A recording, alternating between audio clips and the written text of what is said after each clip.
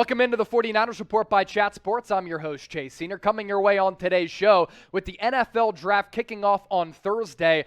I'm breaking down my final 49ers mock draft, all 7 rounds with a Deebo Samuel trade. Now, we'll see if the 49ers elect to trade Deebo going into Thursday night, but as of right now, here are all of their picks. 9 in total, a couple of compensatory picks. They won't make their first selection until 61st overall at the back end of the second round because they don't have a first-round pick until 2024 because of that trade up last year for Treylon. So the first pick that the Niners will make as of now, 61st overall. 2 third-round picks at 93 and 105, a 4th-round pick at 134, a 5th-round pick at 172, followed by 3 6th-round picks at 187, 220, and 221.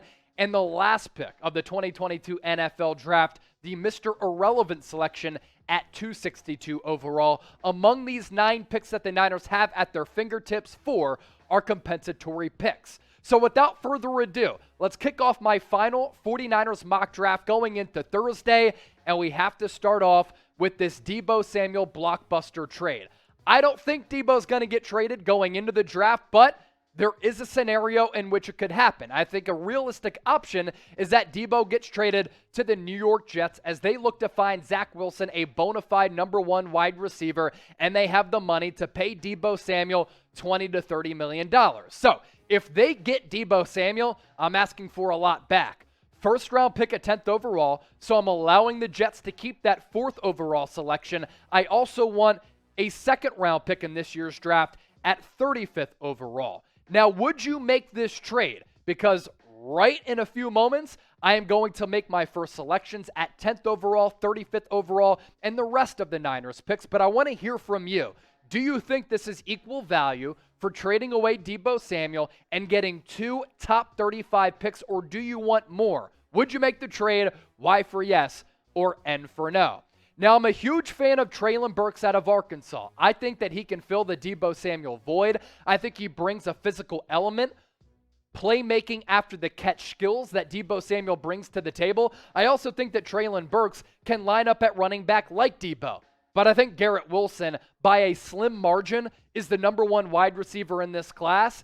And through our Pro Football Network draft simulator, he was available on the board at 10, so I took him. His route running ability is silky smooth. Reminds me a lot as a pass catcher of C.D. Lamb and a little bit of Marvin Harrison with his ability to get in and out of routes. Success inside and outside with the Ohio State Buckeyes with incredible body control and after the catch ability. He's able to separate from defenders in his routes and after the catch better than anybody in this draft class. He's fluid in and out of those routes. Not quite like Chris Olave, but still very, very dynamic. He might need some free releases early because he had issues against press coverage, but that's all good when you're playing alongside Brandon Ayuk and George Kittle and Kyle Shanahan is scheming up plays. As for what Wilson did in 2021, put up awesome numbers. 70 catches, more than 1,000 yards, sat out the Rose Bowl, but still in the regular season, he went off, was able to reel in 12 touchdown catches, and considering the targets and the catches, only 6 drops, he is a sure-handed wide receiver. So you're able to fill the Deebo Samuel void at 10th overall. How about at 35? With the possible pending retirement of Alex Mack, I'm going with the best center in this draft class who was available on the board at 35. And with that second Jets draft pick that we received for Deebo Samuel, we're going with Tyler Linderbaum out of Iowa. This dude is nasty. He's a freak athlete. A lot of people like to rip on his size, but with his size of sub 300 pounds, reminds me a lot of a guy like Jason Kelce, who's been one of the best centers of the 2010s going into the 2020s, an all-generational type of center, and I think that Linderbaum can be that type of guy. Elite athlete who in Kyle Shanahan's offense would thrive in space on some of those pull blocks, played 6 sports in high school. I love his mean streak. According to our draft expert, Tom Downey, don't be dumb. The dude is a stud, meaning if he's on the board, don't overthink it and reach for an offensive tackle because that position might be more important. Tyler Linderbaum, he could play for the next decade plus, so I'd draft him in a heartbeat. The only problem with him, he's only a center, so he doesn't provide that guard center flex option, but neither did Alex Mack. And if Alex Mack retires, you're going to need a stud center. And why not draft one who you'll be able to pair up with Trey Lance for, let's hope, the next decade plus to get that center and quarterback relationship intact. We'll see what happens with Alex Mack, but if he indeed does retire after a 17-game season last year in which he only allowed 2 sacks, Tyler Linderbaum out of Iowa could be an ideal Alex Mack replacement. We still have pick number 61 on the board, and the chips continue to fall in our favor. I'm a huge fan of Jaquan Brisker, the safety out of Penn State. Realistically, outside of this draft simulation, I think you might need to move up to 55, 50, maybe even that 45 range to have a shot at him. But he did visit San Francisco last week, which goes to show you they are interested in the Penn State Nittany Lion. Has great instincts, smarts against the run, so he brings a lot to the table that Jimmy Ward does as well. The positional versatility as a linebacker safety hybrid is something that really does intrigue me, but he can hold up in coverage as well. As for what he needs to work on, needs to cut down a little bit on some of the missed tackles that we've seen him prone to missing over time. But the fact that he can play in the box, play a little safety, play a little linebacker, I honestly think that he could play a little bit of slot corner, kind of like a Tyrann Mathieu as well. He could be your future Jimmy Ward replacement or a Jaquiski Tartt replacement if you don't bring him back in NFL free agency. So up to this point, 3 selections: Garrett Wilson, Tyler Linderbaum, as well as Jaquan Brisker. Do you like the mock draft so far? If so, let me know in the comments section by giving me a 1 for yes. If you don't like it, it's all good. Type a 2 for no. On our main Chat Sports YouTube channel, from Thursday through Saturday, we will be providing you the best NFL coverage on the entire internet, live on YouTube, live on Rumble, all 3 days, all 7 rounds, breaking down every single pick. So make sure you plug in that link at the bottom of your screen, youtube.com/chatsportstv, and join us from Thursday through Saturday on our main Chat Sports YouTube channel. We move ahead. Pick number 93, back end of the 3rd round. We're going Nicholas Petit-Frere, offensive tackle out of Ohio State.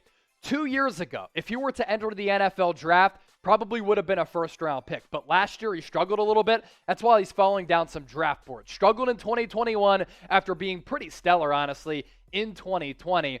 He's at his best when he's moving forward in the run game. He can get out in space in Kyle Shanahan's outside zone scheme. His traits appear to be there on film. He has size, he has the athletic ability, he has the frame, but against elite competition last year in 2021, I have to admit, he struggled a little bit. But the Niners as an organization have done a good job of developing offensive linemen over time, and I think Nicholas Petit-Frere could be the next in line to develop. You might not have to play him right away.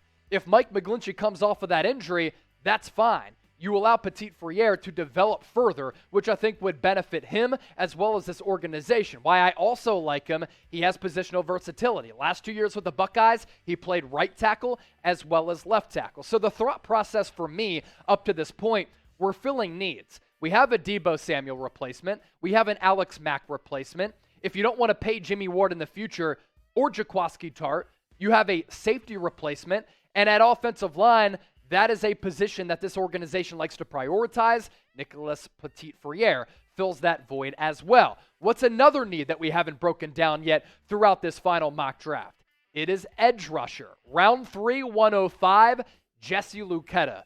He goes down as one of my biggest NFL draft sleepers so far in this NFL draft class. Penn State has done a marvelous job of developing pro talent over time under James Franklin. And Jesse Luketa is another one of those players. You look at the sack numbers, only a half sack in 2021. But Odafe Owe, who was a first-round pick for the Baltimore Ravens out of Penn State last year, didn't have a single sack in 2020. So I'm not too concerned about the sack production. I always look at sack numbers for edge rushers, kind of like wins and losses for pitchers. It doesn't tell the whole story. The ERA does. But Luketa coming around the edge, especially if he's playing on the opposite side of Nick Bosa, could wreak havoc on opposing quarterbacks. Has really good size and speed and bend. 6'3", 247 out of Ottawa, Ontario. The powerhouse that Canada is with producing football players. I have him going to the Niners, and I think that is a really good value play. So the Niners going into the draft, they have a couple of positions of need and importance. What do you think the Niners' biggest need is going into draft time? Let me know in the comments section down below. 5 more picks to get to round out our mock draft, and a couple of guys who I'm really intrigued by. In round 4, 134, Zion McCollum. So he went to Sam Houston State, but he continues to climb up draft boards because of his elite athleticism. He's a good player, good range, good length, and I think he has the ability to develop into a number 2 cornerback over time. You get him in round 4, and you stack him on top of Charvarius Ward, Ambry Thomas, Diamador Lenore, as well as Emmanuel Mosley. All of a sudden, you have a young and ascending secondary. As far as Danny Gray out of SMU goes, he tore up, and I mean tore up TCU last year and really popped. Elite dynamic ability after the catch. His measurables aren't really that fantastic. He does have some drop issues, but if you can get a player of that caliber in round 5 at 172 overall, I'd love it for some wide receiver depth. How about round 6, 187, Jalen Weidermeyer out of Texas A&M. Going into this past college football season, some people looked at him as a first-round talent at that tight end spot. Then during his pro day, didn't measure well, ran a 4.7 40-yard dash, and he's gone from being a high-end pick to maybe even being undrafted. Well, you know what? Moving forward, I have some concerns about how George Kittle ages, and I think that Weidermeyer is going to be a fantastic player. I'm willing to take a chance on a player who is down in the dumps right now in round 6. 2 more picks to get to. Ty Davis-Price, running back out of LSU, does have some ability. I don't think he's going to be a 3-down back. I do have some questions about how he can catch the football and his durability and his speed, but as a guy who can occasionally bring some pop to that running back spot and some depth, he might be a better option moving forward than a Jeff Wilson. Final pick at 221 because I traded away Mr. Irrelevant pick at 262.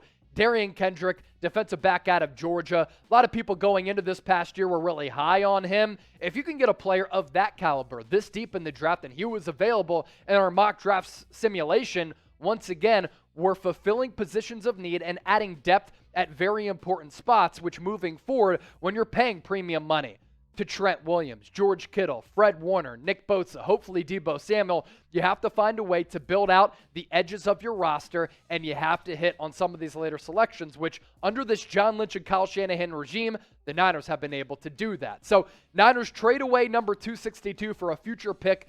They don't want that distraction and the attention of picking Mr. Irrelevant as the final pick of the 2022 NFL Draft. So there you go right there with my final mock draft for San Francisco. Before we hop on out of here for this segment, grade my last mock draft. A, B, C, D, or F, NFL Draft coming your way Thursday through Saturday. We'll be breaking it all down right here on the 49ers Report, as well as our main Chat Sports YouTube channel. But let me know how I did and be honest with me in the comment section.